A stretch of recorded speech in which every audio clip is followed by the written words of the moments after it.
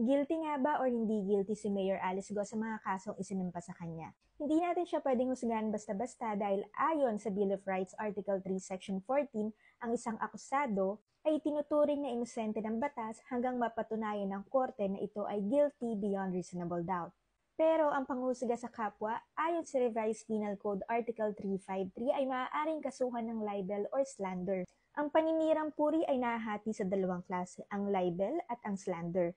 Ang libel ay paninirang puri sa pamamagitan ng pagsusulat, kagaya ng mga bagay na pinupost natin sa social media o mga bagay na piniprint sa dyaryo. Samantalang ang slander naman ay intangible in form. Hindi ko po pinopromote or kinakampihan si Mayor Alice Go. Pero siya po ay may karapatan sa fair trial, kaya nga po tayo ay may batas at karapatang pantao upang protektahan ang bawat individual. Siya po ay may karapatan for a fair trial, so wag po natin siya basta-basta i-judge sa social media. Tanging ang korte lamang po ang makakapagsabi kung siya ay guilty sa mga kasong nakasampa sa kanya.